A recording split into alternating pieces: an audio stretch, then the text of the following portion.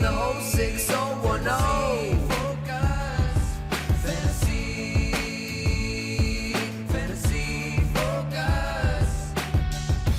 Hello and welcome to Fantasy Focus Football presented by Boost Mobile. My name is Daniel Dopp, here with my two best friends, Yates and Mike Clay. I love these freaking Wednesday shows, guys, being able to sit together, do a little bit of a bigger conversation, because obviously on Tuesday we're on TV, right? So it kind of constricts us a little bit, but today we just get to talk about a lot of stuff. We got a bunch of big trades we're going to dive into, the Week 7 rankings. We're going to open up the mailbag, but I do want to say this, Mike. I heard that you came bearing gifts for us today. Is this true? I did. So the quick backstory, during the offseason, we did a lot of shows, and there was an occasion where Field was like, I have this sleeper at wide receiver, deep sleeper. And of course it was Cedric Wilson of the Saints was the guy you were on, and that's been terrible. So and that's it. That's all I had to say. That's it. No, of course. I'm referring to Alan Lazard. It's been a ride. So you were right. I waved the white flag about Alan Lazard the other day. So I wanted to get you just to know I was serious. Okay.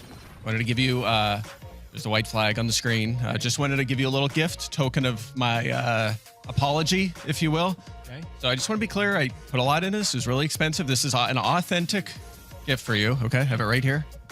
All right, Mike's reaching down into his bag. Everyone listening at home. Oh my gosh. One Lazard jersey. Wait. And No real, way. authentic jersey.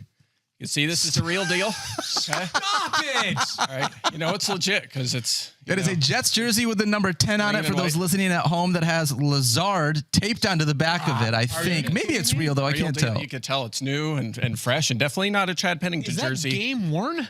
Yeah, it I is. see some marks on the front of it. He scored so many touchdowns in this.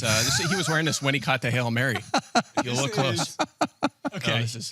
So this is the best part. This is great. This is so great on so many levels, because I think what may have happened is that Daniel knew about something from two sides and had to keep it to a secret to himself. So Mike very kindly gets me this Alan Lazard jersey. Can't wait to hang that up in the studio. Now, what happened? So last week we had something come up, right? So yeah, well, that's definitely going. I mean, if I'm not wearing it, Correct. If you don't wear it, yes. Yeah. You actually can't keep it because this is my first Chad Pennington jersey that I ever got. So you can't really keep it. But there are multiple or no? Of course, yeah. What a other couple. I have a teams do you Dolphins one. I have a signed Jets one. So Wow.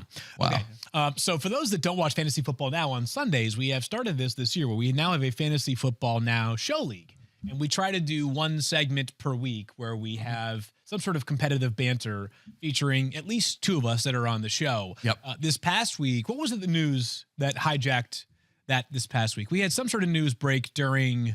Oh, no, it was the London game. Plus, the London game. Yeah. Crazy It went pretty quick. That London game was fast, too. Sunday, so we were not able to do that Fantasy Focus Show League Smack Talk segment.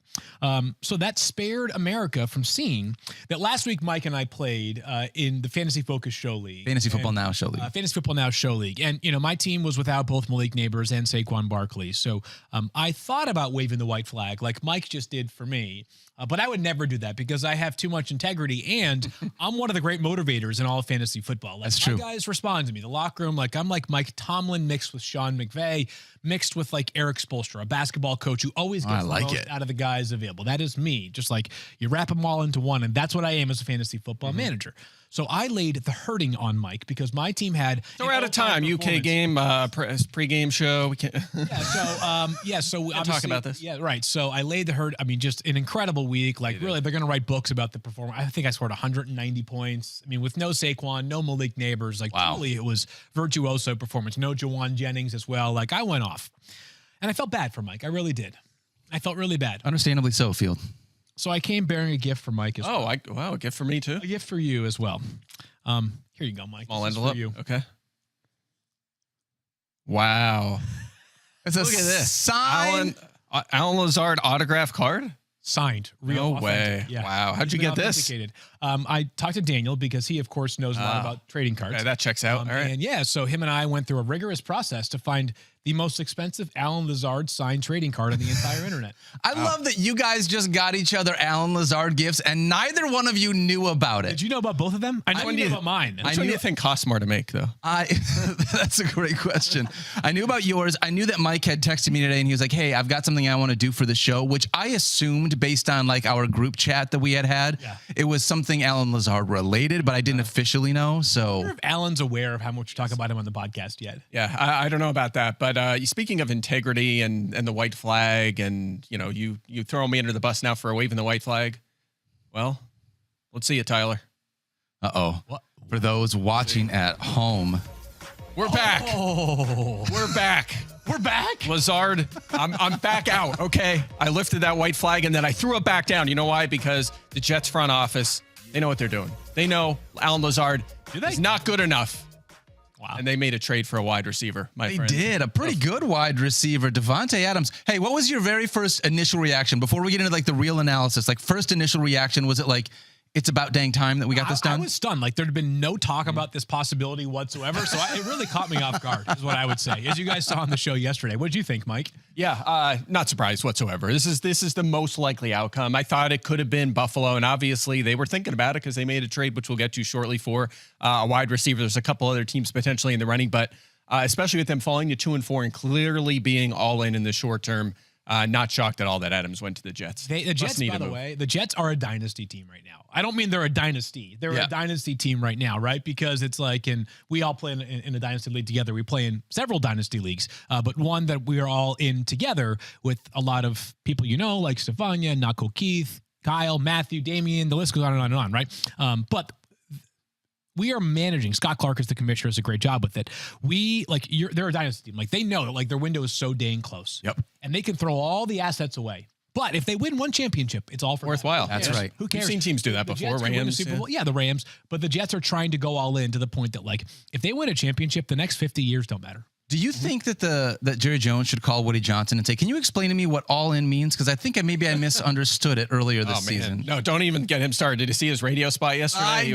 I did. Don't help themselves in any way, shape, or form when Jerry goes on a microphone. And he goes on a microphone more than any other owner in professional sports by a long shot. It's true. It's true. All right, well, let's talk about this Davante Adams trade. AI-generated fantasy insights built with IBM Watson X. Davante Adams, a hot commodity literally right now in fantasy football and in real football.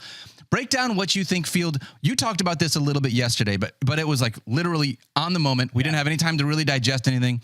If you're looking at this offense, they got a lot of different fantasy pieces that we utilize. How is this going to impact everyone that is now a part of this team? So I thought about this. I was going back, looking at the numbers. I wanted to establish a baseline of what Aaron Rodgers and Davante Adams were together. And I want to also acknowledge, which I can do now, that was 3 years ago. And also acknowledge that the number 2 wide receiver behind Davante Adams in Green Bay might have been Marquez Valdez-Scantling. It actually was Alan Lazard. But now it's Garrett Wilson, right? So Garrett Wilson, who is a much better player than anybody that Davante Adams played alongside during his time in Green Bay. But in his last 2 seasons with Aaron Rodgers as his quarterback, just to give you guys a sense of how special this connection was, Davante Adams in his final 2 seasons, which was a total of 30 games because he missed a couple due to injury, was a top 2 wide receiver for the week 11 times. It's unreal. Like, think about how great Justin Jefferson or Tyreek Hill or any of these guys who are awesome right now are. Like, that was him, like, basically every week, it felt like. He had 19 top 16 finishes in those last 2 seasons. So, and oftentimes it was not just top 16, it was literally top 2. So he was incredible with Aaron Rodgers as his quarterback. Now, he had 109 targets, more than any other Packer in 2021. He had 86 targets, more than any other Packer in 2022. So there are 2 primary concerns. 1, they're 3 years older. 2, there's a lot more competition for targets. But that's the reason why we're not saying, hey, Davante Adams is wide receiver 1 for the rest of the season. We're saying he's more like wide receiver 8 to 10 for the rest of the season. Yeah, and by the way, the Packers during that era generally ran like the last couple of years, like very slow-moving, balanced offenses. The Jets have not been that. They're the second pass-heaviest offense in the NFL, game script adjusted so far this season. And I looked at expected fantasy points for their running backs, receivers, and tight ends to get that just gives you an idea of the available volume for those guys, like the opportunity to score fantasy points, second as a group in the NFL. So, and part of that is because they're throwing a lot. Part of it is because Aaron Rodgers doesn't scramble. So that's gonna be more targets for these guys. So if you're wondering if there's an opportunity for Adams and Wilson, let's just say conservatively, to both be top 15 scoring receivers, which would be a great outcome, the answer is clearly yes. By the way, right now, as we sit here, they have 2 top 15 scoring fantasy receivers with Allen Lazard and, of course, Garrett Wilson. So, yeah, that one hurts. So good. So good. I love that. Unbelievable. So definitely an opportunity. Not to mention Breece Hall's been good, and Tyler Conklin had a 90-yard game. Like these other guys have been mixed in to the offense as well. So, yes, they're going to feature both of these guys. It might not be 33% of the targets. It might be 26, but there's an opportunity for both. All right, that is AI-generated fantasy insights built with IBM Watson X. Obviously, we're talking about Davante Adams here. We got a tweet that I want to throw up on the screen to be able to get to. This one comes from Evan Zachariah. It says, how does Davante Adams and the trade impact the fantasy value of Garrett Wilson and, more importantly, Allen Lazard? So we just kind of mentioned it. I mean, when you guys are looking at Davante Adams, are both of these guys wide receiver 2s in this offense? Does one of them have a clear edge over the other? I know you gave your initial thoughts yesterday, Field. Mike, do you see it any differently where they're both wide receiver 2s, or does one of these guys have a chance to be a top 10 wide receiver? So we did talk about this like 2 weeks ago, and we thought, look, it's very possible Adams becomes the one quickly. Like he becomes the most trusted target for Aaron Rodgers. So I wouldn't put that past him at all. I think that they're certainly in the top 15 conversation. I think they might both be fringe wide receiver 1s. 1 week, Adams might score a touchdown. Maybe Wilson doesn't, and vice versa the following week. I think they're both going to be in a really good spot. So I'd say fringe wide receiver 1 is where we're going to rank them. Maybe 8th and 11th, something like that. About where we're at. So in the first 4 weeks of the season, Garrett Wilson saw 34 total targets. That's 8.5 a game. Mm-hmm. You guys think that's about where he's going to be going forward? Yeah. Okay, so probably. That's a good number. That's a really good number. Garrett Wilson, it's a good number. Would you feel good about Garrett Wilson being in your starting lineup if he got 8.5 targets? And by the way, 8.5 targets that might come in better matchups than they were early in the season. Can I add on to that? Because I tweeted about this yesterday. Or do you want to? No, have it. No, I'm the wide receiver cornerback guy. Okay, yeah, so I should do it. But yeah, you go for it. Yeah, that's why I wanted to jump in there. So Wilson this season, think about this. He's been a top 5 scorer the last 2 weeks. He's been terrific in fantasy, 7th in fantasy points this season. He's already been shadowed by L'Jarius Sneed, Christian Gonzalez, Pat Surtain, Christian Benford, and he saw a ton of Stephon Gilmore in that game as well against Minnesota. And that's basically all of his games so far. So he's had tough challenges in these games. With Adams there, it's less likely Wilson's going to be shadowed by these guys going forward, like Joey Porter this week, Gonzalez again, Benford again, Ramsey twice, Derek Stingley, Tyson Campbell. These are all candidates to have shadowed him moving forward. Now, he'll draw some of those guys maybe, but they also might shadow Davante Adams or just play their side in those games. So it is going to make the matchups easier for him. Can I ask you guys this question? When I look at an offense like this, and obviously we still got to talk about Breece Hall, we got to talk about Aaron Rodgers, but there are only a handful of offenses that I feel like have 2 wide receivers that are able to be top 20 on any given week. We talk even with Tua about being able to have Tyreek and Jalen Waddle, and I don't think we are in a spot where like usually Jalen Waddle is a guy that we look at as a top 20 wide receiver. He's somewhere on that fringe, right? I would say in aggregate, when factoring in both wide receivers, I feel better about the Jets duo than the Dolphins duo, even with Tua under center. What about the Eagles? Because it's, you have the same thing there with like A.J. Brown and Devonta Smith. It's a really good comp. Yeah. I'd say that's fair. Okay. Yeah. So like in looking at this, it's like one of these guys could very clearly be a wide receiver 1, but one of them is going to, like, in spite of the fact that there's 2 guys there, you're going to have 2 guys that will be top 20 wide receivers across the board regardless. I feel pretty good about that. Like, as far as your lineup decisions are concerned, it does not change anything. They're both locks. As far as the trade value is concerned, I think it does. Present, like week 7 before the games have actually begun, value, I would value both of them as top 12 wide receivers. It's possible a month from now we're talking about how, wow, like Garrett Wilson has outpaced Davante Adams, and Adams just hasn't really found his footing with Aaron Rodgers. I'm skeptical that will be the case because of the rapport. These guys, and I know that people get sick of us talking about Aaron Rodgers and his friends, but like, it's the only situation that's what it is like this, right? Yeah. Where the quarterback is basically the GM now too, right? I mean, so yes, Aaron Rodgers being very tight with Davante Adams should keep a very, very, very high floor and a high ceiling for Adams, and Wilson's too good to not have a high floor as well. Yeah. Week 7 on. which wide receiver scores more fantasy points the rest of the season? Yeah, so by the way, Davante Adams miraculously is feeling better this week. You guys, oh, that's amazing. Yeah, his hamstring he's expected to play on Sunday night, according to Adam Schefter, is Davante. So I gave the slightest of edge to Davante Adams, but it feels like a 55-45 or 52-48 difference. I agree. And it's easy to say, well, Wilson's the younger up-and-comer and Adams is getting old. Adams had 110 yards and a touchdown, 3 weeks ago? He's awesome. He got 27 targets in 3 games this season. I think he still got it. So I tend to agree. I think Rodgers is going to quickly lock on to Adams. He's going to trust him. He's going to be where he needs to be, unlike Mike Williams on Monday night, which may have cost him the game. I think it's going to be. Do you think this is going to impact Breece Hall at all, and they're going to become more pass heavy, and that will impact? They already are, though. No, I think I'll say super quick. I moved Hall's target share down slightly. That's it. Tiny bit. Yeah. So I think he is what he is. I thought of an analogy I wanted to run by you guys as far as like wide receiver duos. And it's not a perfect comparison because there were injuries and other factors last year, but kind of Cooper Kupp, Puka Nacua with Matthew Stafford, right? Okay. Like Cooper Kupp. We saw this. The game that Cooper Kupp came back last year. Do you guys remember the opening drive? It was all Kupp.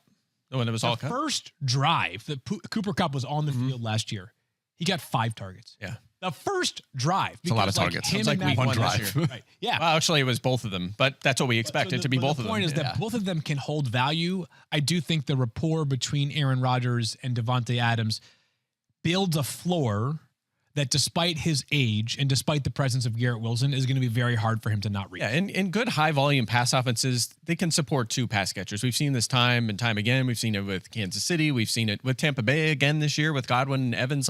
There's so many examples of it. So it's not that foreign. I mean, it's going to hurt other guys. I think, I don't know if we're going here next, but Tyler Conklin, probably not. He's going to see a reduced role. But to distribute about a quarter or so of the targets to 2 guys means you have to take away from other guys. So Conklin and, Mike Williams is done for. He might even be on the team by next week. And of course, Alan Lazard. Yeah, that one's the real bummer there. Do you think that this move, you just mentioned the Rams, right? Like Puka Nacua and Cooper Kupp both were easily top 20, sometimes top 15 wide receivers at the same time. But Matthew Stafford didn't really come into the fantasy radar for us. Do you think this is a spot where now Aaron Rodgers can creep into that top 10 to 12 quarterback situation for us on a weekly basis? A chance on occasion, but how about this? In 3 games this year, Aaron Rodgers has been between quarterback 10 and quarterback 15, and the other 3, he's been between quarterback 20 and quarterback 25. Yikes. And by the way, he's had some good passing games too, right? He was great through the air this past Monday night and still couldn't crack the top 10, could not get inside the top 10 quarterbacks. Yeah, just doesn't cut it if you don't run these days. So he's not going to run more. He's definitely going to run the same or less. So, I think he's going to be a streamer when we like the matchup where we're like, all right, he's QB 11 this week or maybe 9 in a great matchup. But not a great matchup this week against Pittsburgh, probably not. Who has been awesome on defense all season. For the Raiders side, guys, I think we can be relatively quick here. I'd love to tell you, Brock Bowers to the moon. The guy is the first tight end over the past since 2013 to have back-to-back games with at least 8 catches. So Brock Bowers entrenched as, arguably a top 3 tight end. I think if I were to re-rank the tight ends for the rest of the season right now, it's some order of George Kittle, Brock Bowers, Travis Kelce. Yeah. Yeah, you could put Bowers 1. He's been crushing it. And by the way, Adams out the order of, right? Exactly. Agreed. I'm just saying you can make the case that he's Daniel to hear right now. No, because I still feel like the call that I made wasn't a bad call because that was coming in with the idea that Marquise Brown and Rashee Rice was going to be there. But right now, Travis Kelce is going to continue to crush in this offense as the safety blanket for Patrick Mahomes. And then I think Jacoby Myers should be a busy man in this offense. I think he's like a flex play for me the rest of the season. That's what I have too. Yep. But I can't trust a single other Raiders pass catcher the rest of the season. Yeah, I'm a little higher on. I think I've Myers 25th this week. 9+ targets in 3 straight games with Adams out. Play, so right? yeah, wide receiver 3. Yeah, we'll see if they can get the offense to be somewhat competent. I think it'll be a wide receiver 3. I feel a little bit better last year. if it was Gardner Minshew under center. We got to see what happens with Aiden O'Connell. I would too. Apparently, the Raiders feel differently. Yeah. All right, let's talk about another trade that happened yesterday. Amari Cooper heads over to the Buffalo Bills. Obviously, Josh Allen has been looking for, please give me one guy that I can target because he spread around a little bit of everyone. I thought for sure Dalton Kincaid was just going to get more volume in this offense. That has not happened. And it has not really been Keon Coleman. He's been very slow coming along. Curtis Samuel, I think, was banged up a little bit, but he has not been the guy that they paid him to be. No way. And so it's really just been Khalil Shakir. And I think Khalil Shakir is probably going to keep the role that he has as that slot guy. But now that Cooper has left this awful Browns offense. What can he be in Buffalo? Mike Clay hat on here for a second. How many Buffalo wide receivers you think have a target share of at least 15% this season? 15% on the season total? Yeah. 0. Correct. That's a goose egg.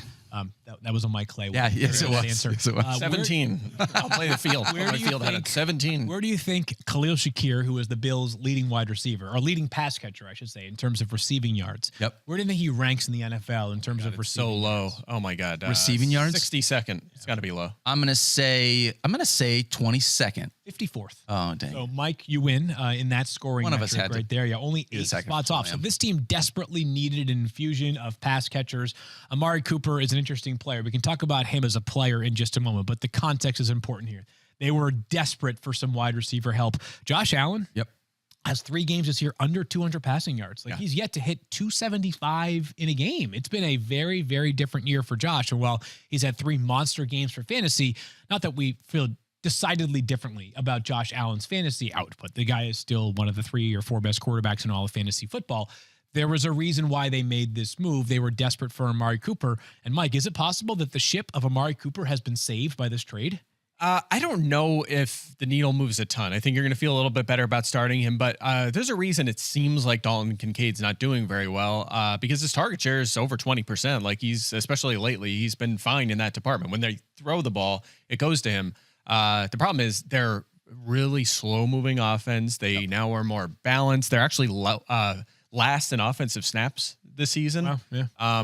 And that's not like fluky. This has been going on since midway through last year when they changed coordinators. Yeah. I think that you see some teams kind of shift to that where now it's like, we're going to protect our defense by just moving it slow. We're not going to just sling the ball around constantly. And that's kind of the change the Bills made last season. So I worry a little bit about that kind of thing. Like what you were just talking about with Kincaid, where it seems like he's not doing anything, even though the target share is good. That could be an issue here with Cooper to some extent. So I think he'll get a quarter of the targets. He'll be startable in fantasy. Maybe even gets the wide receiver 2 conversation, but I think that's his upside. I don't want to get too carried away on this one, especially this week. Even if he's a full go, they're playing Tennessee. Yeah, I mean, this is like worst case scenario matchup too. Yeah, so it might be a slow start here. So, all right. I think if people listen to Mike's analysis, they would say like, wow, that sounds like kind of like a vanilla move. Like, why bother doing it? Well, I mean, we just talked about Davante Adams. Like, I think the circumstances are a little different here. Yeah. To me, it's SOS for him. Like, we've saved the ship of Amari Cooper. The guy was completely unplayable in fantasy football. I agree with that. It was awful. Yes. And you can give us the off-target stat one more time for how 40%.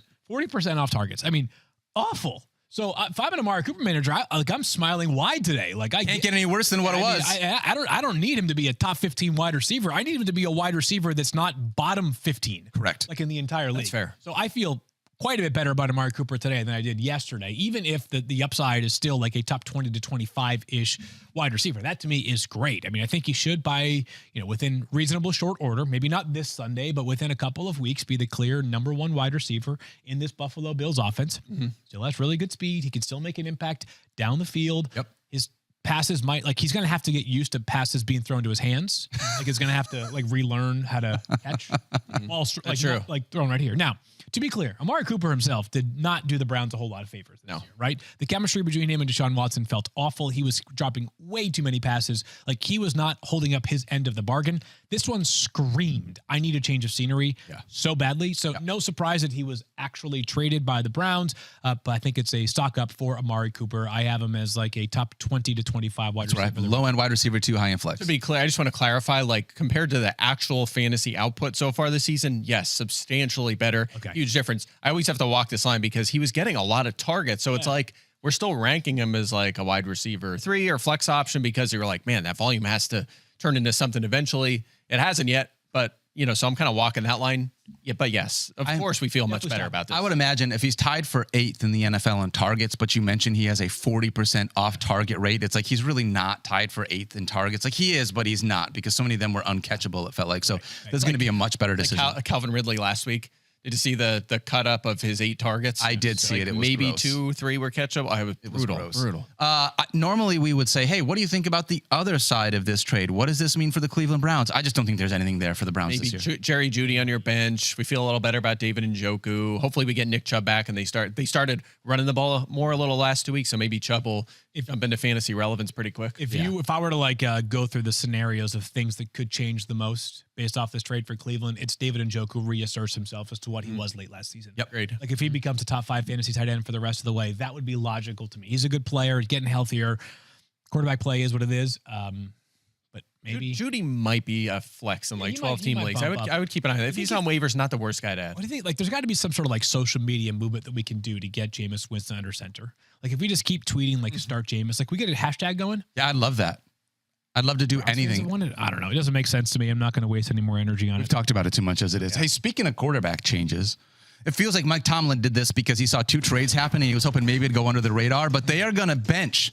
The Steelers are benching Justin Fields, who are 4-2 with Justin Fields under center for Russell Wilson. Sure seems like it, right? Sure seems that way. There's got to be fire where there's smoke on this one. It seems like it. I think it's pretty rare for a coach to say it's in consideration and not actually wind up going that way. It has not been definitively stated by Mike Tomlin, but we think it's headed that way, guys. And I'll be entirely honest with you. I was surprised for a few reasons. Let's start with this. Justin Fields has been pretty solid for fantasy. He's been fine in real life. Like, this offense is not a machine in any way. But I just don't feel like we see many teams who are 4-2 be like, yeah, you know what? This is the time to do it. Let's make a quarterback change, when the other option is not exactly Patrick Mahomes back there, right? Like, Russell Wilson has not been a very good quarterback for the past few seasons. I am miffed by the timing of this one more than anything else. So obviously, if Justin Fields sits, that's one less starting quarterback option off the board for fantasy. Because he was a top 10 option for us in fantasy. Russell Wilson's not going to be a top 10 4 more quarterback. touchdowns in 4 straight games. Yeah. But for the rest of the offense, I do think it maybe could improve the fantasy value for everybody else. Yeah, less scrambling, less running, more passing. So it means we just talked about this with someone like Aaron Rodgers. It opens up more targets for the passing game. So, no doubt about it. This could potentially save George Pickens from his extremely inconsistent production, add a couple of targets more per game. The only problem is it's like him and Freiermuth, and then it's like, maybe it helps Freiermuth be on the tight end 1 radar, but that's it. I mean, like Calvin Austin. Yeah, no, I agree. But like, even if we get a little bit more out of George Pickens, we would do anything for another tight end right now. That would be good for Pat Freiermuth, because the Steelers, at least as of right now, 5th fewest passing yards per game, tied for the 3rd fewest passing touchdowns this season. Yep. They throw the ball the 3rd fewest times per game as well. Only the Bills, which, by the way, the Bills, that's crazy, bottom 2 in terms of passing attempts per game. I don't know if that's what I was saying before. They're not slow and not running a lot of snaps. Chargers, no surprise, also very much towards the bottom of it. Fields has the 4th most rushing attempts amongst quarterbacks so far this season. You'd figure that most of those carries go to Najee Harris, right? Who's been very, very busy, but perhaps even more work for Najee and a slight uptick for Jaylen Warren, who is now getting healthier as well. Yeah, a little bit, maybe more dump offs to him instead of scrambles, that kind of thing. Also interesting timing is they're playing the Jets this week. And if you've watched the Jets this year, you don't beat them through the air. They dominate against the pass, but they can't really stop the run. Their tackling on running has been inconsistent at best this year. So, that seems like it would make more sense to utilize Fields in this one, not pivot to Wilson, but maybe it helps the Jets get a win. Much needed win. A more interesting story from a real life perspective than a fantasy football perspective. But still trying to wrap my head around this one. I am frustrated in a couple of leagues where I have been utilizing Justin Fields because my starting quarterback hasn't paid out the way that I wanted to. And now it's like, well, shoot, this guy that I felt like I could trust him, I can no longer use him. I got to go out and find someone else on the waiver wire or just roll with the guy that I drafted. Anyway, speaking of leagues, I want to talk about our Fantasy Focus Show League really quickly before we move on and talk rankings, look ahead to next week. When we look at Mike, what do you mean no thanks? Oh, yeah, I had a good week. You beat Stefania Bell this week. I did. She has a good team. Impressive. Yeah, she does have a good team. She has a really good team, Mike. Honestly, you and I are towards the bottom of the standings. It's not been great for you and I this year. Yeah, but excuse me. What, aren't you down there too? Remember, my team got hot. Remember, the worst team of all time got hot. Yeah, my team. Week, I had auto drafted battle, and I think I have Nakua on IR. A couple, if I'm not mistaken. Slow start, but I got to. Yeah, it's a long season, Long season indeed. Came out rough Jake this year. Bates won you your week. Look at that superstar. Jake Bates was awesome. Yeah, so I just got to keep battling back, try to make the playoffs, and we'll go from there. Josh Downs, Jackson Smith, and Jig, but Calvin Ridley is just brutal. We're kind of at the point where we're going to have to, not start him anymore. Daniel got the dub as well. Yes. I did. I beat our cousin Griffey Cakes. I needed a dub. This has been tough for me after making it all the way to the finals with you last year, Field. This has been a very difficult season, which doesn't make sense to me. I thought I had a decent team. I got a bunch of guys on bye. I had to start Rico Dowdle against the Lions, which I was not thrilled with. But he at least got 11.8 fantasy points. Chris Olave. This was the walking wounded game. Excuse me, 10.5. Jerome Ford, Dallas Goedert, and Chris Olave, they combined for 0.8 fantasy points. Trey Tucker puts a 0 up there as the one. In this matchup. I mean, what a weird week. Yeah, you got -2 from the Seahawks, 0 from Trey Tucker, -5 from Chris Olave, and still found a way to win. So that's good coaching, Field, is what that is. That's good coaching. Listen, sometimes you got to play football like the Steelers. That's right. Win it with defense. That's right. We grounded out a bunch of points on the board. The funny thing being your defense got you -2 points. Right. That's not good. And then I fell to our producers, our producer, Tyler Mowbray, who said got a good team. This squad right now, this is my squad that I've told you guys before is like the worst fantasy team that I've ever drafted. No Christian McCaffrey, no Brian Robinson Jr. Reese. Who else is it? Oh, I have a couple other guys that are hurt right now, but yeah, Tyrone Tracy has been good for me of late. Jordan Love heating up, so 6-6. We're gonna grind through this one. Look how good them projections are. And off by 4 points for both teams. Good. And that guy knows what he's doing. Yeah. But I gotta be honest with you guys. Like, as I sit here thinking about this fantasy focus show league, Mike waved the white flag earlier. Do you think it's worth the rest of the league showing up? Because like my team is rounding into form now. Oh, is that what it is? For our last 4 weeks. Like, do you think it's even You just worth lose? Yes, he did. So what? I'm trying to keep you guys humble. Look at the standings now. We're coming along. We're coming around. Where is Field? At the Coming very back. top. Oh, yeah. Jello, a.k.a. Sean Tucker's team, is 8-4. Got a big cluster, though. Look at that cluster of 6 teams between 7-5 and 6-6. A lot of ball game left. A lot of ball game Long way to go. left. I'm coming back. I started off terribly. Yeah, you and me but both. Knocked off Stefani this week. We're coming back. Boom. I didn't auto draft, but I did use your rankings, which is why I'm so far down at the bottom. Wow. All right. Wow. That's all right. Wow. That one hurts right there.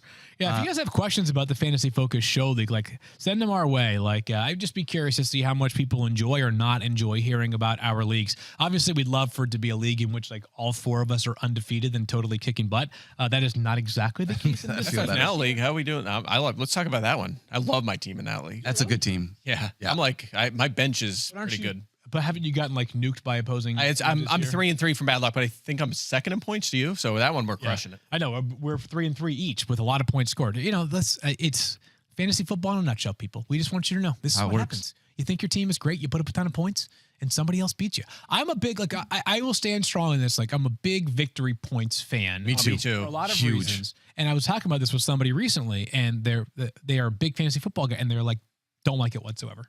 Don't like it. The luck is the luck. And I'm like, you haven't been snake bitten recently. You haven't lost a matchup 157 to 155 recently. And you're the second highest scoring team on the week, and it's like, that Hasn't happened yet loss recently. just. It's just one of them years. Some years you get a little lucky. Some years you get unlucky. I'm having a brutal year in that department where I'm just like most points against and like all of my leagues. I'm like, how does this keep happening? You keep playing me. I mean, Yeah, that's what it is. That's what it is. That's you just need a better defense, and I think maybe you should look at a coaching change, Mike. Maybe that would help you too. Think about that. Yeah. Have you thought about that?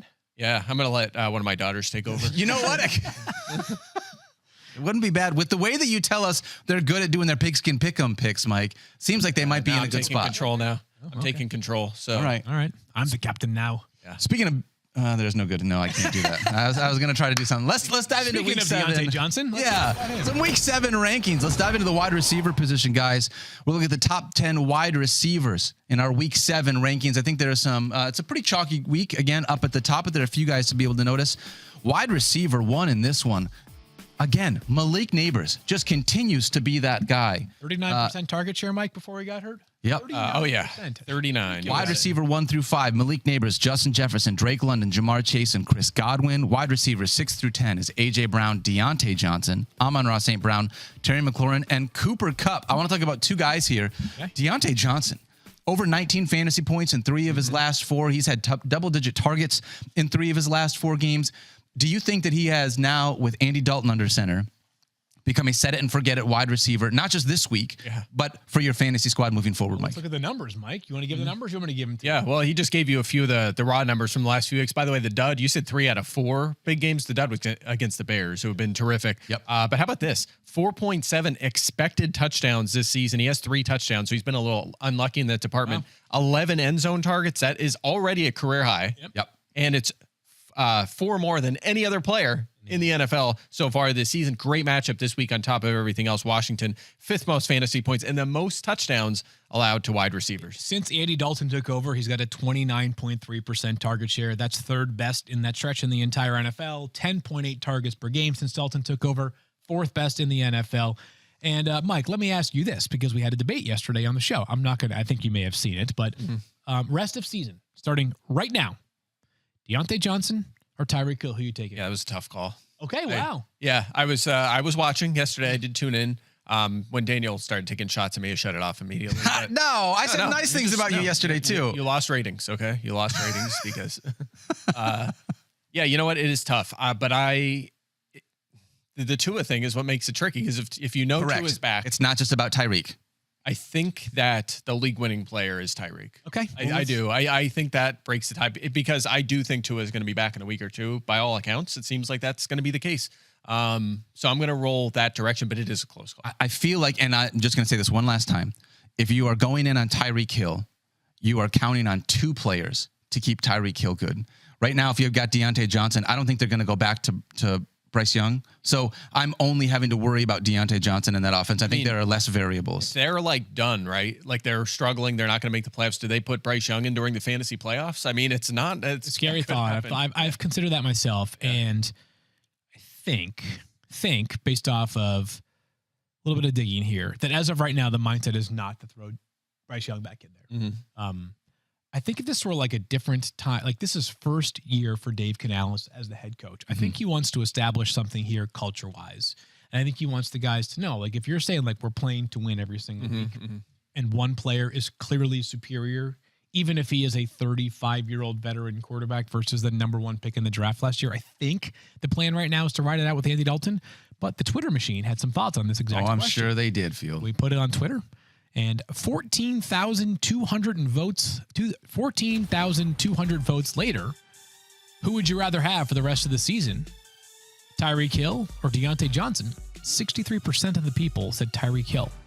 Now, a decent number of Dolphins fans in the Menchies as well. Decent amount of people saying, you're crazy, which, okay, welcome to Twitter. But yeah, so 63% believe the answer is Tyreek Hill, which is my side of the vote. Yeah, I think, look, we've been burned by injury stuff before, so who knows? Maybe Tua doesn't come back, and this looks silly, but yeah. Also, do you think there's still a chance Johnson gets traded? I do. Yeah, I think it's possible. If he gets traded, but he's going somewhere with a great quarterback. Yeah, exactly right. To a good team. Which would help his cause for sure. And make the conversation a little bit different. By the way, speaking of, I was just thinking about this while you were talking. Dalton could be their starter next year if they move on and draft someone in the first round. Like they might use Dalton for a while, so he could be their guy. Might say, screw it, don't take a quarterback in the first round. I'm sick of getting burned. If he does well all season, it's possible. Yep. Yeah, we've got one of these guys between Deontay Johnson and Tyreek Hill in our top 10. That is Deontay Johnson this week. Obviously, that was a rest of season bet, so we'll see how that continues to play out. One more guy I want to talk about, though, Cooper Kupp, coming back from injury, potentially. We don't have official word that he's definitely going to play this week, but let's make the assumption that he does play. Mike, you have his projections pretty high this week. Where are you at on Cooper Kupp? Yeah, Field mentioned it, like when he came back last year, when he came back in week 1 this year, when he's come back in the past, he's going to be featured. There's no Puka Nacua yet. He's still about a month away, so Kupp and what? I hope Puka's more like a couple weeks away. Yeah. Hopefully. Week 1, he was okay. Kupp was okay. Just 21 targets, 16 catches, or 16 touches, 120 yards, 32 fantasy points. And then week 2, he came out and ran 19 routes and already had 6 targets right out of the gate. Like he was cruising right. He was well on his way to another huge game. That would have been, he was on pace for 12 targets in that one. So we are assuming he's back this week. If he is, you expect him to be right back in that wide receiver 1 mix. Yeah, he played just 1.5 games, as Mike mentioned, and he saw a target on a measly 39.1%. Oh my gosh, of his routes.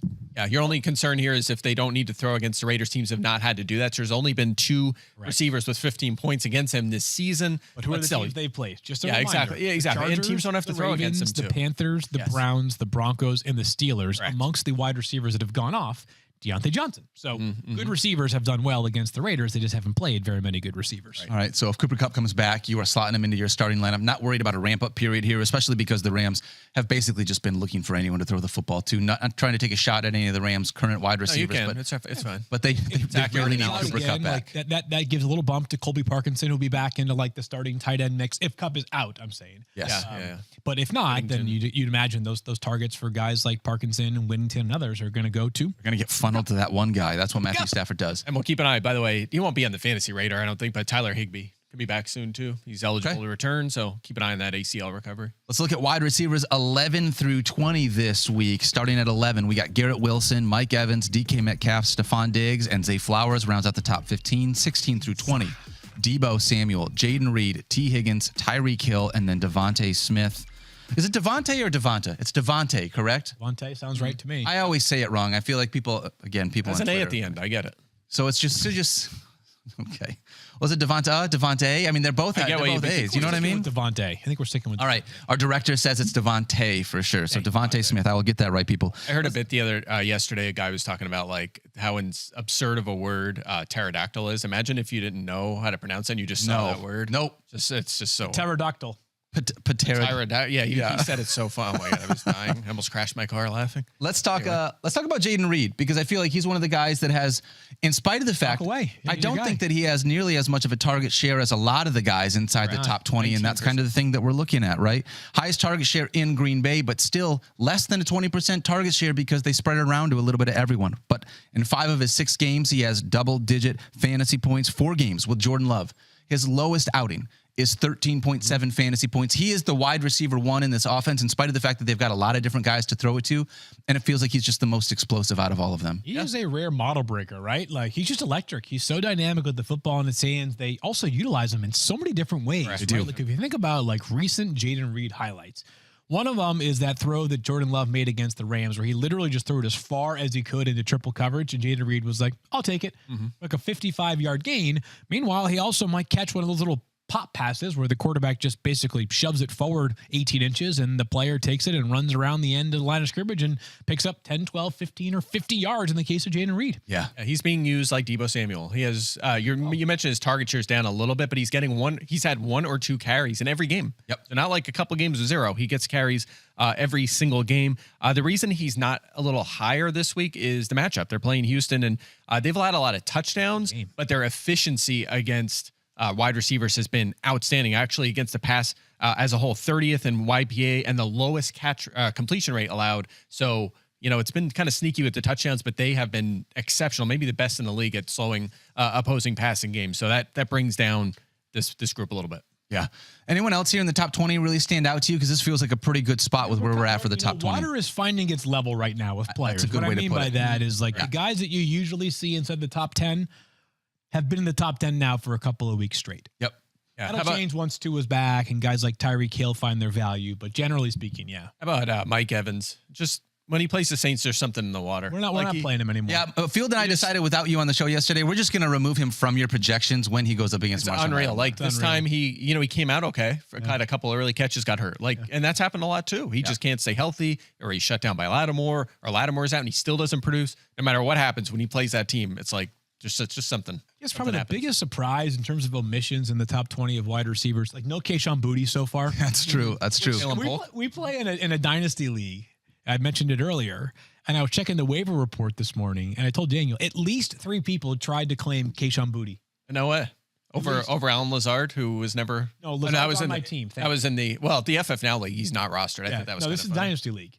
So yeah, Boutte, who by the way, I think he played the most snaps of all Patriots wide receivers last week. But it takes one sweet catch. That's right. Yeah, all of a sudden have you. For what it's worth, back in, that dynasty league, we have some pretty deep benches, and I think we go like 20 plus players on each team. Yeah, exactly. It's totally ridiculous. It is a deep one. Let's talk about a handful of running backs here for week 7 as well. Running backs 1 through 10. We're going to start with Kyron Williams, Saquon Barkley, Bijan Robinson, Derrick Henry, and a Jonathan Taylor. That sounds like a pretty good top 5 at the position. 6 through 10. We've got Alvin Kamara, Kenneth Walker, Brian Robinson Jr., Joe Mixon, and J.K. Dobbins. Guys. Oh, hey, we didn't talk about the biggest trade of the day yesterday. Cam Akers. Yeah, man. Minnesota Vikings. Imagine being a team that trades for the same running back, the same like 4th string running back 2 years in a row. That's true. Vikings just love them some Cam Akers. Familiarity. We can talk about that in a second because I don't know if there's like major fantasy implications there, but could be if you thought that you were getting a potential 2 or 3 week stretch with Ty Chandler if Aaron Jones misses time, I don't think it's more of a committee. Yeah. Mike Clay's favorite words, running back by committee. All right.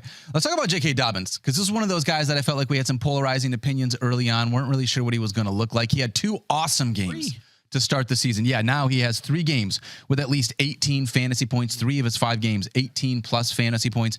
And I think one of the other major things in this backfield, Gus Edwards is on IR, which means he's now splitting time with rookie Kamani Vidal. So even though Gus Edwards wasn't getting nearly as many carries, he was still out there on the field quite a bit. Back-to-back games with 64% or more of the snaps from J.K. Dobbins. He's been over 70 in each of the last 2 weeks, so he's seen his time go way up, as you just alluded to. And I don't know exactly how long this will last, but the Chargers are currently a perfect 5 for 5 in terms of playing extremely slowed down football games. Yep. That allow them to run the crap out of the ball like they have so far, Mike. Yeah, no doubt. A career high 25 carries last week 25 for J.K. Dobbins. And by the way, if they're in a position where they have to throw it, he's going to be out there in passing situations as well. You said splitting with Vidal. He only had a few touches. He played a few snaps in that game. Not really worried about him. Dobbins played over 70% of the snaps. So this is not a committee, frankly. I mean, there's every backfield has, except for maybe like the Rams or the Colts for the most part, or when CMC's healthy, there's another running back mixed in. So there's always going to be some element of that for pretty much every team, but it is the Dobbins show here. He's playing, 17 plus snaps in 4 games. By the way, just one more quick thing. We said after weeks 1 and 2, looks good, but the volume's not there. It has to go up for this to sustain, and that's what happened. So we feel much better about him. Yeah, 19 opportunities on average in the first 5 games. When you said that he was splitting time with Kamani Vidal, it kind of just meant that no. It's okay. I know what you were saying. Yeah. Mike didn't. Because Mike recently had Daniel and I over, and he got a 12-pack of Miller Lights, and he was like, I'll split it with you guys. Now, Mike had 8 of them. Yes. And he left 2 for you and 2 for me. Now, correct. To be clear, 1.5 is enough to get me feeling tipsy, so it wasn't that we had to take Ubers home. Yeah. So, but Mike was like, I'll take 8. You guys can have 2. We'll split it. Yeah, that was nothing for me. I had another case too I didn't tell you guys about. The real tank over here. I actually had Savi B. Don't lie. If you drank 8 Miller Lights, Mike, you would be gone. You would be absolutely. You would absolutely the be day gone. that Alan Lazard shows up as wide receiver 1 in the projections. That's right. That's what happened. I had too many Miller Lights last night. So good. This week though, when I initially adjusted them, I'm like, all right, now that's why I waved the white flag. I'm like, Lazard, we might have to put him in the 30s this week, and then the trade happens. Yeah, you got saved back on out. Last thing about J.K. Dobbins, and this is legitimately important. This game kicks off at 9 o'clock on Monday night. Yeah. 9 p.m. Eastern time. This is an ESPN Plus exclusive. I hope you watch our great broadcast team. And Chris Fowler, Louis Riddick, Dan Orlovsky, and Laura Rutledge out in Los Angeles, LA versus Arizona. 9 o'clock. Will Mike make it to the end of the first quarter for that? Well, I will. Come on. Are you going to make it? It's the question. You can't turn this on me. I'm on a You're streak. The one that keeps falling Okay. asleep. Yeah. All right. I'm on a streak. We'll see. I'm on a streak. I got to be The honest. haters have been louder than ever. These nights, you guys and our group chat, especially with Stefania, it is what helps me get through these games. Because if I just have to sit there by myself feeling like I'm just watching it alone, it is so difficult. But being able to have that group chat with a couple of people makes it I'm not really worried. easy. I'm usually up anyway watching Impractical Jokers or Family Guy at midnight, so I'll make it. What is there? How are we supposed to even know? We saw that Nanette reached out to us on Instagram. Maybe we need to get a couple of Nanettes for everyone, just to be able to have a multicam view to make sure that we can know who's really staying I want to asleep. be in Mike's house at 11 o'clock at night. That's fair. Shirtless Mike after his workouts with a bathrobe and a glass of Savi B. I spent all that time making fun of your shoulder, and now the other day I was lifting and hurt my shoulder. So it's this is killing me now. I have to last night I was watching a show with the girls. I had to lay on the ground literally because it's just throbbing. Welcome to the club. I got a good PT. That's how it works. All right, let's look at running backs 11 through 20 for week 7. Starting at 11, Breece Hall, Chuba Hubbard, Aaron Jones, James Cook, and Tony Pollard. 16 through 20, we got James Conner, Ramondre Stevenson, Jahmyr Gibbs, Devon Achane, and Josh Jacobs.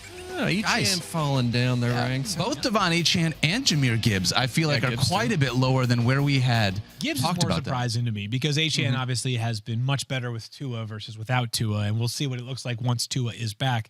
Gibbs is the more interesting one. So I was trying to figure out what the heck happened here, right? We got a question actually from David Puig. Yeah. Puig, how you guys want to help me out? Pterodactyl. Okay. From David P. Wants to know, should I be worried about Jahmyr Gibbs? I drafted him high, but it looks like David Montgomery was the way to go. Field, you're kind of talking about this. We did draft Jahmyr Gibbs to be a top 10 running back for us. Very quietly, Jahmyr Gibbs has 0 catches in 2 of his past 3 games. As a matter of fact, Jahmyr Gibbs is tied for 13th amongst all running backs in targets. Monty, of course, is going to get the goal to go work. He's got 11 of those. But Gibbs did have that one game where the team did feed him. But just take a big step back here from a macro perspective. Would you guys agree? Daniel, I know you would. The Lions are playing awesome offense. Yes. Yeah, and they started slow. They're heating up now. How about this? If I told you the Lions were playing awesome offense, and I also told you that Amon-Ra is underperforming. Yes. Sam Laporta, severely underperforming. Yep. Jahmyr Gibbs, moderately underperforming. You wouldn't have believed they were playing awesome offense at the same time, right? It's hard to figure. Because on one guy scores 1 touchdown or more every game. So I think Montgomery. There are 2 factors here. One is that like the ancillary parts have contributed much more meaningfully than we would have expected. JMO's been great. JMO's been awesome, and it's been really cool to see Tim Patrick get in the mix a little bit here. Super pumped for him. Like just guys that are like, good, solid, fun football players. And I don't know if this is not the only reason behind the more modest production, but these kind of things, when you kind of throw them all together, does add up. Jared Goff last year averaged 35.6 passing attempts per game. He's down 6 this year, 29.8, so nearly 6. So, you take away, what's that, about 17% of his passing attempts from one year to the next per game. It's early. There's time for him to catch up, but that could help explain why these guys have had more modest starts. Yeah, I'm not super concerned here. Part of the reason he's lower is the matchup. They're playing Minnesota. They've been outstanding this year. Second fewest fantasy points and only 2 touchdowns to running backs. The only running back that's reached 12 against them was Jordan Mason all the way back in week 1. So it is a tougher matchup this week. It could mean more throwing. Maybe it helps the pass catchers. And here's also why I'm not worried about Jahmyr Gibbs. 12.1 fantasy points last week. He had 16 plus points in his first 4 games. So he's still been 12 fine. is his floor. Yeah, right. If you look at his carry share and his target share, they're almost the exact same numbers as last season. So not super worried about this one. He would be probably 6-7 spots higher if not for this brutal matchup against the Vikings, which means in a good matchup, he would be even higher than that. So I'm mashed over the past couple of games against the Vikings. Amon-Ra. He has. He's been really, really good. Their defense hasn't been this good, but it's also a tricky defense because teams have had to throw the ball so much of them because the Vikings still haven't played a snap while trailing this season, which very curious to see that. I'm picking the Lions this week. And thank you, Mike. Which means Darnold's going to have to throw the ball while trailing a little bit in this game, and he hasn't done that. So we'll see what he does when he's pressured. I think to answer David's question, though, if you had to choose between these 2 running backs, I don't think you can go wrong with either one, but David Montgomery right now looks like the better draft Still pick. taking Gibbs rest of the season. But it's going to be a tough one. They utilize these guys so well in this offense. So eventually, David Montgomery, I hate to say this because I don't want to besmirch his name, but if he's not getting in the end zone, he's not being able to do what he does for us in a fantasy perspective because he's not catching passes. Yeah. So obviously he's a little bit more touchdown dependent. Jahmyr Gibbs not getting in the end zone as much and still being able to do quite a few things with us. For me, it's tough. I'll go Craig Reynolds. Stop. How dare you? I'll take Zion for Guy. Good sound. Yeah. No response to Craig Reynolds. Hey, you. Let's go. Let's go. Okay. He got some run this last week when that, not only that, but part of the reason I think why Amon-Ra's not getting targets is because they did throw a pass in the end zone to Taylor Decker. They did a hook and ladder with Penei Sewell. They were having fun. And they put Dan Skipper out there at wide receiver as well. How does that feel? So, they did so much damage there that, Jerry Jones was literally, melting down on the radio. That was the Lions that did that. Right. The Lions really was. Damn right, baby. That was very fun. All right. One more running back I want to talk about, not inside our top 20, but we did mention it. Nick Chubb should be coming back this week. Mike, when you look at Nick Chubb returning here in week 7, how are you approaching his projection? Probably not going to start him. I projected for 7.8 points, which means he's limited to probably 10 touches in his debut. Keep in mind, though, Jerome Ford looking pretty doubtful for this game. I would agree. Deontay Foreman, Pierre Strong, all 3 guys figure to be worked in if Chubb goes. If Chubb's out, then Pierre Strong with his passing game work might have a slight edge over Foreman, but they'll use both guys, and you're probably going to avoid against Cincinnati here. Okay, let's talk about some quarterbacks here. Quarterbacks 1 through 10. Jaden Daniels, Lamar Jackson. They might just be top 1 and 2 for the entire rest of the season in our rankings. Jalen Hurts at 3, Baker Mayfield at 4, Josh Allen at 5, 6 through 10. Burrow, Kirk Cousins, Brock Purdy, Jordan Love, and Kyler Murray. Mike, yes or no, has Baker earned your set it and forget it trust right now? For now, yes. Who they got this week? They have a good Ravens on Monday night. Oh, the Ravens. Yeah, Ravens have been struggling. Yeah, for now, Baker's doing just enough as a rusher now. He's on pace for career highs in rushing, and that's kind of keeping him in that conversation and gets him out of that Kirk Cousins, Jared Goff conversation where it's man, he doesn't run, so he can't crack the top 10 most weeks. So with the elite passing and the serviceable, we'll say, rushing, it's enough to keep him in that mix. I want to talk about Kyler Murray. We kind of brought him up a little bit earlier this week. Yeah. Is he good? That's that on him. Yeah, I want to know if he's a good quarterback. That's sort of the conversation we've been having, right? It was the numbers tell you that he is no longer a lock, But here's the thing. So I put together some notes for this, and I've been trying to, pull some useful statistical notes because obviously those are a big part of fantasy. Someone's got to do it here on the Under show. 15 points in 4 of 6 games, right? I love you. This is my other note. What's my other note say right there? You just have my notes. It says, I think he's the hardest player to figure out in the NFL.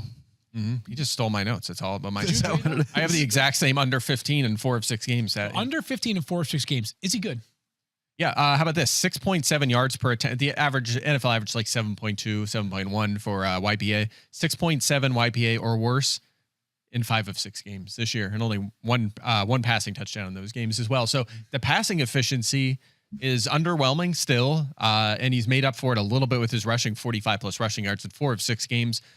But I think that's a concern. I mean, he does enough as a rusher to hang in that QB1 conversation, but where's the ceiling? Like, he's just not the ceiling we hoped to be. The be. ceiling is legit. He's got 2 top 5 finishes. Yeah. Quarterback 1 and quarterback 5. Well, all right. Where's the consistency? I guess is the best. Yeah, I would agree on that. Where's the passing ceiling? It just hasn't been there. Yeah. If I said to you through the first 6 weeks of the season that Kyler Murray is quarterback 3 in rushing yards per game, you would say, oh man, he must be mashing for fantasy managers. Like, especially with Harrison and McBride and Wilson. Yeah. So this week, obviously, we're going to have to wait and see Marvin Harrison Jr. trying to go through concussion protocol. We'll find out if he has his number 1 pass catcher there. I've got Kyler Murray as quarterback 13. Field, you've got him as quarterback 13. Mike, you've got him at QB 8. I'm a little higher. They're playing the Chargers here, and I don't know how good they are against the pass. They have some major secondary issues, and they've had an easy schedule. Like, Bo Nix put 20.7 on them. Fields put 18.4. They held Mahomes to 13, but the other 2 matchups were Minshew and Bryce Young. How weird is that? I don't think, yeah, I know. It's kind of the opposite. It's just the opposite of what you think. Like, they held Patrick Mahomes down, but let Bo Nix have. Yeah, it's like Kyler Murray from a fantasy perspective. It's him or Fields have been the best fantasy quarterback. So, and again, 18 for Fields, 20 for Nix. Guys that can add some value with their legs there. So Bo Nix this week is one of the most interesting quarterback conversations tomorrow night. It really Playing is. well, but I don't know what to make of the Saints defense after the last week. Mm-hmm. All right, let's dive into quarterbacks 11 through 20. Just in case you don't have any of those top 10 guys on your squad, we've got starting at 11, Geno Smith, CJ Stroud, Trevor Lawrence, Anthony Richardson, and then Bo Nix, 16 through 20. Patrick Mahomes, Justin Herbert, Sam Darnold, Drake May, and Justin Fields, but that's going to change now that we know that it seems likely it's not going to be him under center. Yeah, I still have Fields in there. Some of you do not, so he's unranked, which is why he's there. But Bo Nix ahead of Mahomes and Herbert, who are outside our top 15. Just wild. How crazy is that? Yeah. What about Anthony Richardson? We're going to get Anthony Richardson back this week, it sounds like. Sounds like it, yep. He has played 3 of his 6 games so far. In 3 of those games, quarterback 4, quarterback 25, quarterback 31. Sounds terrible on the last 2 and good on the first one. And but you've mentioned this, Field. You want to have some reasons for optimism. Obviously, just like Kyler Murray, we know what his ceiling can be in fantasy football.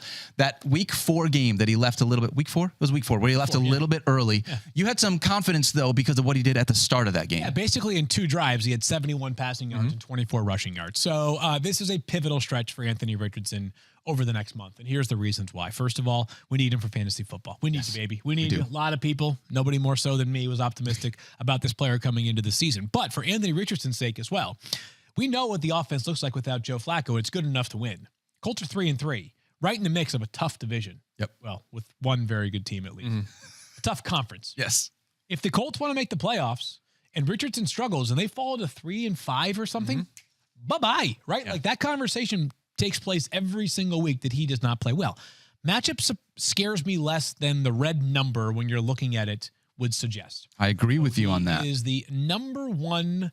The Dolphins are the number 1 team. Fewest fantasy points allowed to opposing quarterbacks. Then you go back and think about who they played this season. You had a game against the Titans. You had a game against Jacoby Brissett. Yep. You had a game against Trevor Lawrence, Geno Smith, and then Josh Allen. And then Josh Allen. That Josh Allen game, which I believe was week 2 or week 3. Yeah, he didn't have to throw the ball much, right? Correct. It was a game in which the James Cook breakout took place. Yep. And so I don't know that Miami is as imposing of a matchup as the fewest fantasy points to opposing quarterbacks would suggest. Agreed. So I'm not as scared by that. I've got him as quarterback 11. So I am I'm not going to go down without a fight when it pertains to Anthony Richardson. Yeah. I mean, I'll just say no quarterback has hit 12 fantasy points against them this season. They face the second fewest attempts, but here's the thing. Tua's not back, so they're going to be able to run the ball. So it could limit, the passing output for this offense, which is why, as we'll talk to at some point in the next 48 hours, Michael Pittman, Josh Downs are a little lower as well, and why Richardson is a QB2 and not a QB1. Fair enough. Feels crazy Feels crazy to me that we're talking about Kyler Murray and Anthony Richardson as guys that are potentially outside our top 10 with everything we talk coming into the season. We say it every single year. Rushing is just a cheat code in fantasy for these quarterbacks.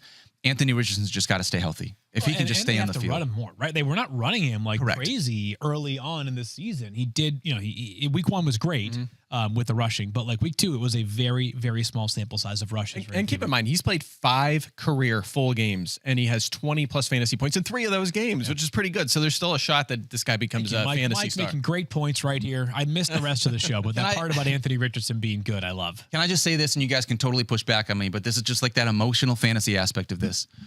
At what point do you start to say, boy, Anthony Richardson just cannot stay healthy through the first 2 years of his career?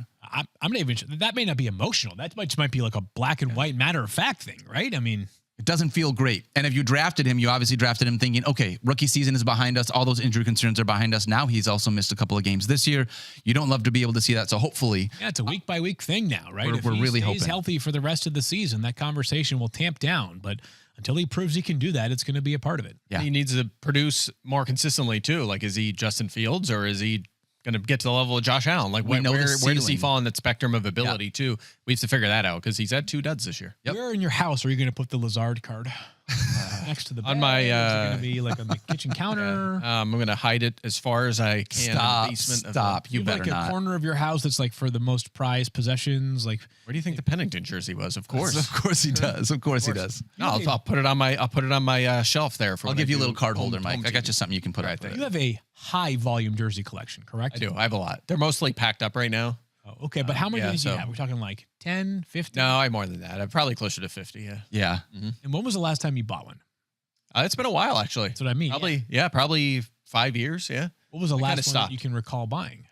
That's good. It's probably like a Chris Foles. Carson or a Jordan Howard. So it might be longer than 5 years. Who's your favorite tight end jersey in your collection? Do you have one? In jersey? Do you have one that sticks out? That Evan Ingram. No, I don't have an Ingram. I don't know. I can't think off the top of my head. I'd have to think about this. All right, I might have to get you Sam Laporta jersey. Let's talk about really quickly before we end this show, tight ends and the rankings we have for them in week 7. 1 through 5, George Kittle, Brock Bowers, Travis Kelce. Fields, you just mentioned it. That might be the top 3 for the entire rest of the season. Then we got Trey McBride, Evan Ingram, closing out the top 5, 6 through 10. Kyle Pitts, Dallas Goedert, Dalton Kincaid, David Njoku, and Cade Otton. Cade Otton, baby. Guys, tight ends just feels not great. Top of the board feels fantastic. I do just want to say, Evan Ingram came back last week. You wanted to see something positive because for those of us that drafted Evan Ingram, this was the game you were looking for coming off of all those injuries, right? He might need to be in that conversation for top 3 tight ends for the rest of this season. Yeah, I mean, he comes back and has 10 catches last week. Ridiculous. Top 5 in the NFL in catches last year and just a cool 10 targets, 10 catches. Yeah. And he only played 62% of the snaps last week. So he was limited in his first game back and still. He's a big game player in London. And they play in London again this week. That's right. Patriots, yeah. Doesn't it kind of feel like the Jaguars are going to be bad all the time, which could mean that this volume could stay elevated? I mean, their defense just doesn't feel good. I think they will be somewhat competent. I hope. I mean, they have the talent on defense, and now Tyson Campbell comes back. Maybe that helps. He's one of the highest paid corners in the NFL. And the offense has been a little better the last couple of weeks, at least like not, completely incompetent. Like it's starting to come around. So weird team. As long as they're like very weird team, just like can they be like 20th best team in the league? I think so. Trevor Lawrence. I mean, you would think that he would be former number 1 pick. Like I want to have confidence in Trevor Lawrence. You still have Travis Etienne, and he has underperformed this year. You got Brian Thomas Jr., who has looked fantastic as a rookie. You love that. Christian Kirk is no scrub. Evan Ingram with him coming back. Like this isn't a bad offense. I would agree. It just feels like they are underperforming based on what the expectation should be. Get out of neutral for years. It feels like they're just stuck there. Yeah. And hopefully we get some of that NASCAR figured out. reference? No, it's not. Do they have neutral in NASCARs? Yeah. I mean, I don't know. Is it just drive in reverse? Have you ever gotten into a car and driven around a I've track? not driven an actual stock car. No, I should probably do that at some point. Is that a dream of yours? I don't know. Wow. Maybe I'll do it. What's a bigger dream then? I have If the that's not a dream of simulator. yours, what is? I have the simulator. It's the same thing. I just can't get hurt. Except for my shoulder. Yeah, right. I was going to say, you can find a way to do it. Shoulder from what led to the shoulder injury? Lifting weights? Yeah. That's why I don't lift weights. I was off for a while, and then I got back into it, and I stretched and everything, but not good enough, apparently. Good job. Way to go, Mike Clay. All right. Unfortunately, that's going to do it for us today. We want to be able to get to a bunch of your questions. Maybe we'll save some of them for tomorrow. We talked so long about these trades off the top, so we apologize for that. Today's show is presented by Boost Mobile. Thank you so much for hanging out with us. Don't forget to love each other, be kind to yourself, and we'll see you guys on Thursday. I'm not sorry. It was a good talk. It was a really good talk. I just had a wanted good to get to time. some of the questions. That's all I'm saying. Yeah, maybe tomorrow.